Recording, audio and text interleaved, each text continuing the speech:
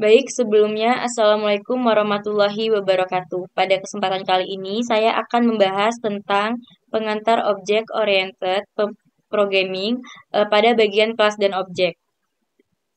Sebelumnya, izin memperkenalkan diri terlebih dahulu. Nama saya Amica Listime Utami, biasa dipanggil Ica dengan NPM 22753077.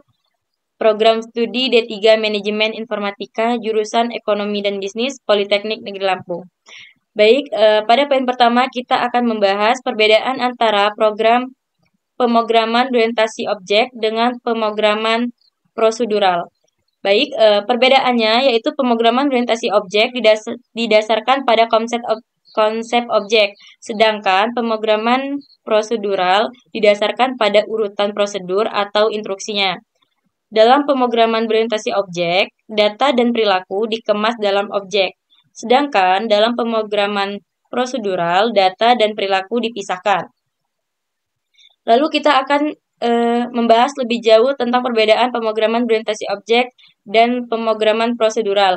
Pada pembagian pemrograman berorientasi objek, dapat kita lihat pada poin pertama, konsep utama, bagian objek. Pemrograman berorientasi objek berpusat pada konsep objek yang merupakan unit dasar yang menggabungkan data dan metode yang berpotensi pada data tersebut. Pada enkapsulasi, konsep ini mencakup pembungkusan data dan metode ke dalam objek sehingga rincian implementasi dapat disembunyikan dari pengguna. Pada poin kedua, ada inheritance atau pewarisan. Pada poin pewarisan, objek dapat mewarisi sifat dan perilaku dari objek lain, memungkinkan untuk membuat inheritance, membuat hierarki atau jenjang kelas yang lebih spesifik. Pada bagian polimorfisme, objek dari kelas yang berbeda dapat memiliki metode dengan nama yang sama, dan pemanggilan metode akan tergantung pada tipe objek yang sebenarnya. Pada bagian abstraksi dan polimorfisme, poin abstraksi menyederhanakan kompleksitas dengan menyembunyikan detail implementasi dan hanya memfokuskan fungsionalitas yang diperlukan. Pada poin polimorfisme, objek dapat menanggapi panggilan metode dengan cara yang sesuai dengan tipe objek tersebut. Pada bagian keamanan dan resusibilitas, pada poin keamanan, OOP dapat menyediakan kontrol akses untuk membatasi akses ke data dan metode objek. Pada poin reusabilitas, kode dapat digunakan kembali dengan mudah karena objek dapat diimplementasikan ulang. Sedangkan pada pemrograman prosedural, dapat kita lihat dari poin pertama, fokus pada proses. Pada poin proses, pemrograman prosedural berfokus pada prosedur atau fungsi yang dipanggil untuk mengeksekusi tugas tertentu. Data terpisah dari fungsi. Data dan fungsi di pemrograman prosedural tidak selalu terkait erat dan seringkali terpisah. Poin kedua, tidak ada konsep objek. Tidak ada konsep objek pemrograman prosedural, jadi data dan fungsi tidak terkait dalam unit yang sama. Pada bagian pewarisan dan polimorfisme terbatas. Pemrograman prosedural tidak memiliki konsep pewarisan yang membuat struktur kode kurang fleksibel. Lalu pada poin polimorfisme terbatas juga kita tidak ada polimorfisme seperti dalam OOP. Fungsi dengan nama yang sama akan mengakibatkan konflik. Lalu pada poin selanjutnya yaitu kode lebih tidak tertentu. Kode dalam pemrograman prosedural cenderung kurang terstruktur karena fungsi-fungsi biasanya dipisahkan dan tidak terorganisir dengan objek. Lalu, apa sih definisi kelas dan objek? Kita bahas yang pertama yaitu definisi kelas. Kelas adalah suatu blueprint atau cetak biru untuk menciptakan objek. Dalam pemrograman berorientasi objek, kelas menyediakan struktur dan blueprint yang mendefinisikan atribut atau data dan metode atau fungsi yang akan dimiliki oleh objek yang akan dibuat berdasarkan kelas tersebut. Lalu definisi objek di sini, objek adalah instanse konkret dari suatu kelas. Objek merupakan wujud nyata yang dibuat berdasarkan blueprint atau kelas tersebut. Setiap objek itu memiliki atribut dan metode sesuai dengan apa yang telah didefinisikan oleh kelasnya. Lalu, apa perbedaan kelas dan objek? Kita di sini membahas perbedaan kelas dan objek. Yang pertama yaitu kelas adalah template, objek adalah instanse. Jadi di mana kelas menyediakan template atau cetak biru yang mendefinisikan struktur dan perilaku objek.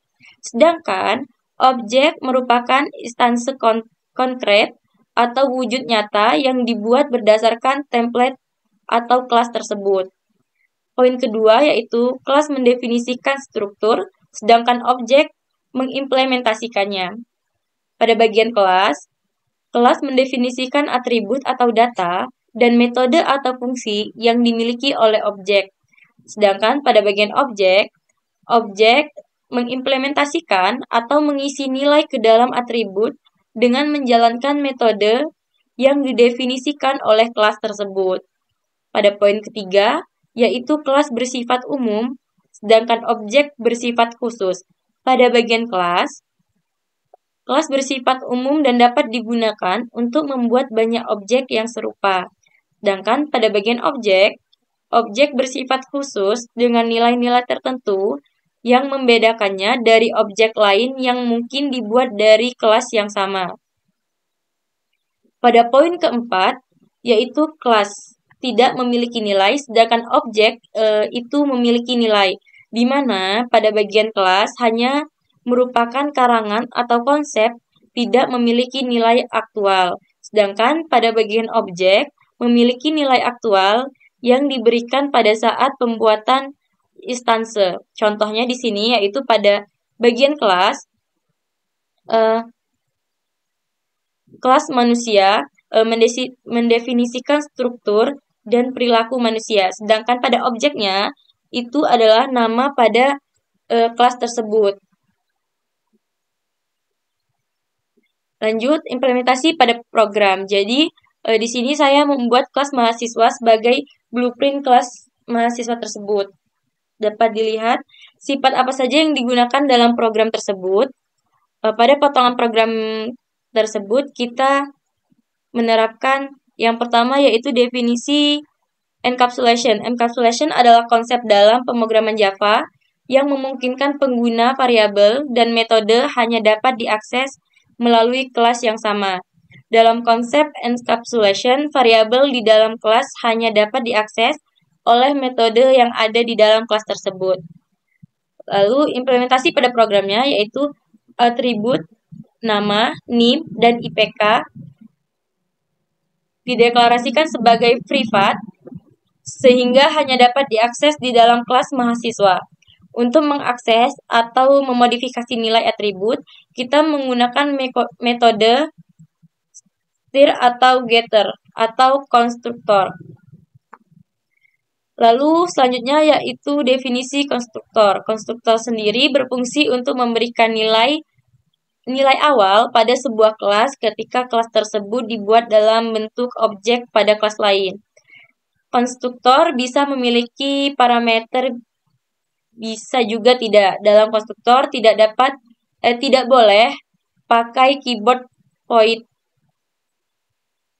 Contohnya implementasi pada program terdapat konstruktor publik mahasiswa, string nama, string name, double IPK yang digunakan untuk inisialisasi objek mahasiswa saat objek dibuat. Konstruktor ini memungkinkan pengaturan nilai awal untuk atribut-atribut objek. Lalu dapat kita lihat lagi implementasi pada program. pada potongan program metode kelas mahasiswa untuk mencetak informasi mahasiswa. Sifat yang digunakan dalam program tersebut yaitu metode. Metode adalah tindakan yang bisa dilakukan di dalam kelas jika menggunakan analogi kelas laptop. Maka contoh metode adalah menghidupkan laptop, mematikan laptop, atau menggantikan cover laptop. Metode pada dasarnya adalah fungsi yang berada di dalam kelas. Pada implementasi program tersebut, metode adalah cetak informasi, yang dimana metode yang digunakan untuk mencetak informasi mahasiswa ke konsul. Ini adalah contoh dari penerapan metode di dalam kelas. Lalu pada potongan program kelas utama untuk menjalankan program public class. Sifat yang digunakan pada program tersebut yaitu yang pertama, objek adalah hasil cetak dari kelas atau bisa juga disebut hasil konkret dari kelas. Masih menggunakan analog kelas laptop, maka objek dari kelas laptop bisa berupa laptop,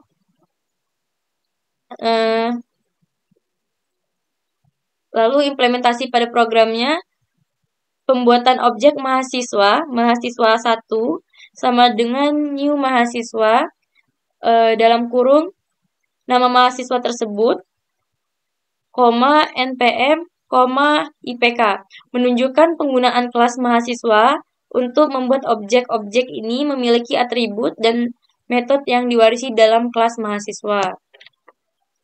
Pada potongan program dan ini dapat kita lihat hasil dari implementasi pada potongan-potongan program sebelumnya. Dapat kita contohkan, dapat kita running. Di sini potongan program tersebut sudah ada pada kelas Java. Lalu untuk mengeceknya kita dapat running. Dan kita mendapatkan hasil yaitu terdapat nama mahasiswanya. Di sini saya menggunakan contoh nama saya sendiri. Lalu IPK NIM 2275377, lalu IPK. Mungkin cukup sekian presentasi yang dapat saya sampaikan. Kurang lebihnya saya mohon maaf. Saya akhiri. Wassalamualaikum warahmatullahi wabarakatuh.